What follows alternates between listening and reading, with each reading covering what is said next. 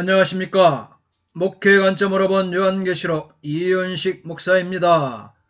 15장 7대접 심판 서론 1절로 2절 말씀으로 함께 12장부터 14장의 막가는 사탄과 하나님의 백성들 간의 대전쟁과 함께 시작됩니다. 그래서 종말과 의인 및 악인의 추수로 끝나게 됩니다. 이제 이야기는 하나님의 악을 최종적으로 파멸시키실 심판에 대한 내용으로 돌아옵니다. 15장은 전체 이방 세계에 거룩한 분노의 7대접을 쏟을 7천사를 소개해 줍니다. 7대접은 서로 연관되는 인, 나팔, 대접의 7심판의 세 번째 시리즈입니다. 인 심판으로 계시되고 나팔 심판으로 선언된 거룩한 봉이 이제 대접 심판을 통해 시행되는 것입니다. 세 개의 시리즈가 종말을 향해 가는 같은 시기를 다루고 있지만 각기 하나님의 심판을 다른 이미지들의 단위를 통해 묘사합니다. 문학적 관점에서 볼 때 나팔이 7째 인의 확정인 것처럼 대접 또한 7째 나팔을 펼쳐 보여주고 있습니다. 그러나 요한계시록을 이해하는 데 있어서 중요한 것은 이런 문학적 장치를 역사적 순서라는 1차원적인 수준의 것으로만 생각해서는 안 된다는 것입니다. 이 환상들은 독자들에게 종말론적인 진리에 대한 생생한 그림을 보여주기 위한 것이지 최종적 완성의 정확한 연대기를 제공해 주려는 것은 아닙니다. 15장 1절부터 16장 21절까지의 대접 심판은 인 심판 또 나팔 심판과 근본적으로 다릅니다. 왜냐하면 이 사건들 속에 하나님의 백성들과의 싸움과 위치를 규정하는 막간이 이 장에는 없습니다. 종말이 이르러 하나님의 현 시대를 종결시키기 때문에 중간 차단이 있을 필요가 없습니다. 7대접 심판 서론이 1절부터 8절까지 이어집니다. 이 환상은 세 부분으로 이어지고 있는데 15장 1절은 마지막 재앙을 갖고 있는 천사들, 이어서 15장 5절로 8절은 하늘의 장막이 열리는 것과 천사들이 자기들의 결정적인 사명을 준비하는 것을 보여줍니다. 그리고 이 사이에 샌드위치처럼 전능하신 하나님의 놀라운 행위에 감사하는 승리한 성도들의 찬송이 2절로 4절 이렇게 끼어 있습니다. 1절입니다. 또 하늘에 크고 이상한 다른 이적을 보매 7천사가 7재앙을 가졌으니 곧 마지막 재앙이라. 하나님의 진노가 이것으로 마치리로다. 카이 에이돈 알로 세메이온 엔터 우라노 메가 카이 다우마스톤 앙겔로스 헤프타 에콘타스 플레가스 헤프타타스 에스카타스 호티엔 아우타이스 에텔레스테 호 뉴머스 투 데우. 그리고 내가 하늘 가운데서 크고 기이한 다른 표적을 마지막 7재앙들을 가진 7천사들을 보았다. 왜냐하면 그것들 가운데서 하나님의 진노가 완성되었기 때문이다. 재앙을 가진 천사들과 승리한 성도들의 노래가 1절부터 4절입니다. 요한은 하늘에 크고 이상한 다른 이적을 세메이온 이적을 보는데 이미 요한은 12장 1절 이하에서 태양의 옷을 입은 여인의 환상을 보았습니다. 12장 3절 이하에서는 붉은 용, 즉 사탄의 환상도 보았습니다. 그리고 이제 요한계시록 15장 1절의 새로운 환상을 통하여 요한계시록의 절정에 서서히 도달하게 됩니다. 크고 이상한, 즉 크고 놀라울 만한 다른 이적은 다른 인이나 나팔 심판 시리즈와 비교해서 훨씬 크고 놀라운 표적입니다. 7대접 심판은 마지막 재앙입니다. 이것으로 하나님의 진노가 완성될 것이기 때문입니다. 그래서 마치리로다 에텔레스데, 이것은 끝내다, 추수하다, 성취하다, 완수하다 등의 의미를 지닌 텔레오의 부정과거 수동태형입니다. 아직 맞춰지지 않은 상황에서 과거형 표현을 사용하는 것을 일컬어 예언적 완료형, 예언적 완료형 이렇게 부르는데, 이는 하나님의 작정에 의해 확실한 성취가 보장되기 때문입니다.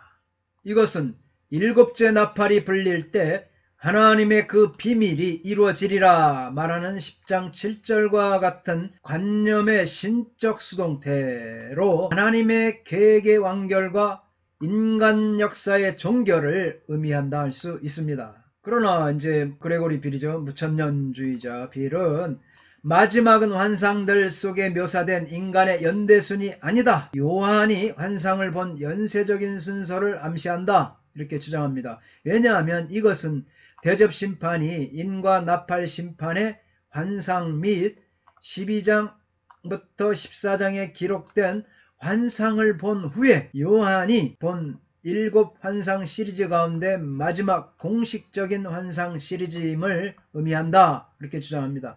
그러므로 대접심판은 역사의 마지막 사건으로 일어나는 것으로 이해돼서는 안 된다. 이어지는 장들에서 추가 환상 장면으로 확대되는 공식적인 7 심판 시리즈 가운데 마지막 심판으로 이해된다. 역사의 마지막 사건이 아니고 또 이어지는 장들 16장, 17장 계속해서 여기에서 추가 환상 장면으로 확대가 됩니다. 확대되는 공식적인 7 심판 시리즈 가운데 마지막 심판으로 이해해야 된다. 역사의 마지막 사건이 아니다. 그렇게 주장합니다. 2절입니다. 또 내가 보니 불이 섞인 유리바다 같은 것이 있고 짐승과 그의 우상과 그의 이름의 수를 이기고 벗어난 자들이 유리바닷가에 서서 하나님의 검은고를 가지고 하이 에이던 호스 달라산 휘알리넨 메미 그 메넨 퓨리카이 투스 니콘타스 에크투 데리오 카이 엑테스 에이코노스 아우투 카이 엑투 아리드무 투 오노마토스 아우투 헤스토타스 에피텐 달라산텐 휘알리넨 에콘타스 키달라스투 데우. 그리고 내가 보았다. 불에 혼합되어 온 유리바다 같은 것과 짐승과 그의 형상과 그의 이름의 수로부터 이긴 자들을 하나님의 수금들을 가지고서 유리바닷가 위에서 있어 온 불이 섞인 진노의 심판을 상징 하나님의 보호자를 의미한다. 죄를 감찰하시는 하나님, 심판하시는 하나님의 대환란을 상징한다. 악인에게 내릴 심판에 나타나는 하나님의 분명하고도 솔직한 공의를 상징한다. 하나님의 거룩하심으로 나오는 성스러운 심판을 상징한다. 땅에 관한 자들에 대한 심판의 때라는 사실에 대해 상징적으로 묘사하고 있는 듯하다. 박윤선, 이상건, 이강복, 핸드리슨, 월버드, 지레드 이 학자들이 이렇게 말하고 있습니다.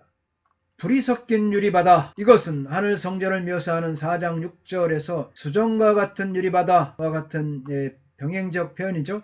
여기서 수정과 같은 유리바다란 에스겔 1장 22절에서 하늘 성전을 묘사하는 것 중에 하나인 수정과 같은 궁창의 현상, 이것을 배경으로 주어진 표현입니다. 에스겔의 이 표현은 창세기 1장 6절로 7절로 거슬러 올라갑니다. 창세기 보면 하나님이 이르시되 물 가운데 궁창이 있어 물과 물로 나누라 하시고 하나님이 궁창을 만드사 궁창 아래의 물과 궁창 위의 물로 나누게 하시니 그대로 되니라.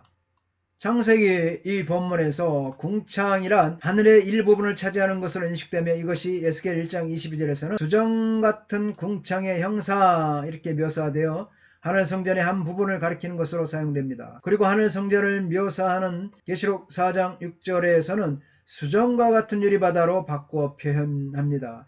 여기서 궁창 대신 유리바다 이렇게 표현한 것은 아래 물과 위의 물을 구분하는 궁창의 의미의 범주를 벗어나지 않으면서 요한계시록에 드러나고자 하는 의미를 요한의 목적대로 충분히 드러내주기 위한 것입니다. 흐르지 않고 붓습니다. 그리고 유리는 불과 섞여 있습니다. 이 이미지는 요한계시록 14장의 마지막 부분, 즉 피가 진노의 큰 포도주 틀로부터 나온 것과 연결됩니다. 그리고 무엇보다 유리바다가 붉은 이유는 요한계시록 16장 7대접 심판이 곧 시행될 것이기 때문입니다. 다니엘 7장 10절에서도 하나님의 보좌로부터 흐르는 불바다가 등장합니다. 불이 강처럼 흘러 그의 앞에서 나오며 그를 섬기는 자는 천천히요 그 앞에서 모셔 선자는 만만이며 심판을 베푸는 데 책들이 펴 놓였더라. 하나님의 심판의 보좌에서 두려운 진노가 임할 기세입니다. 출애굽주제의 빛에서 볼 때 불이 섞인 유리바다는 홍해를 상징할 수가 있습니다. 홍해는 선민에게는 구원을, 대적에게는 심판을 준 것이기 때문입니다. 요한은 홍해를 건너온 후 바닷가에 서서 감사의 승전가를 불렀던 이스라엘 백성의 모습을 뒤돌아보는 것 같습니다. 일 또한 불이 섞인 유리바다, 이 광경을 홍해 장면과 대응에 이르는 하늘의 장면을 표상한다고 주장합니다. 이 새로운 모세의 노래는 출애굽기 15장에서 나오는 모세의 노래와 대응을 이루는 마지막 때의 찬송입니다. 요한계시록에서 불은 심판의 이미지로 사용되며 바다는 일반적인 우주적 악을 내포하고 있습니다. 그러나 오스보는 바다의 불금이나 거침은 본문에 전혀 나타나지 않고 있어 출애굽 당시의 홍해를 건넌 사건보다는 4장 6절에 하나님의 보좌 앞에 있던 수정과 같은 바다와 연관성이 더 깊다, 이렇게 주장합니다. 그러므로 본문에서 성도들은 승리자로서의 유리바다 위에 서 있는 것으로 그들은 세 가지 곧 짐승과 그의 우상과 그의 이름의 수와의 싸움에서 이기고 벗어났기 때문이다 라는 것입니다. 승리의 이미지는 요한계시록의 결정적인 주제 가운데 하나이고 성도들을 시험, 세상의 압박, 우주적인 악의 세력을 물리친 승리자로 묘사합니다.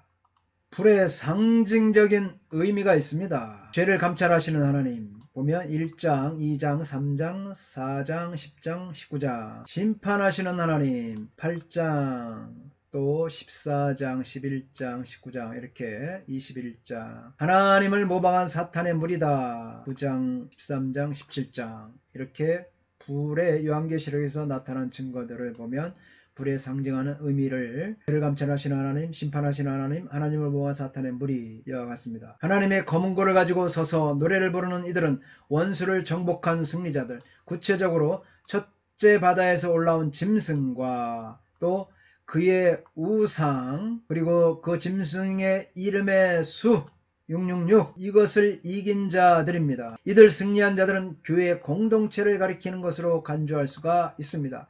짐승과 그의 우상과 그의 이름의 수, 세 가지죠. 이 측면은 적그리스도가 하나님 대신 자신을 경배하도록 만국에게 강요할 도구인 악의 제국의 전체 측면을 종합하는 것으로 이 세 측면은 개인적 갈등, 짐승과 또 종교적 갈등, 짐승과 우상과 경제적 압박, 짐승의 이름의 수를 강조합니다. 성도들이 유리바닷가에 서서 하나님의 검은 고를 가지고 있는 것은 그들이 직접 바다에서 나온 짐승과 맞서 싸우고 또 믿지 않는 세상 한가운데서 싸웠다는 것을 증명합니다. 성도들이 하나님 앞에서 검은 고를 타고 노래를 부르는 이 장면은 5장 8절에 24장로와 같이 또 14장 2절에 14만 4천과 같이 구약 성경의 심상, 검은고는 성전 예배 통상적인 도구였죠. 이것을 덧붙이는 것으로 예배의 경배를 훨씬 더 명확하게 부각시킵니다. 할렐루야. 다음 시간에 계속하겠습니다.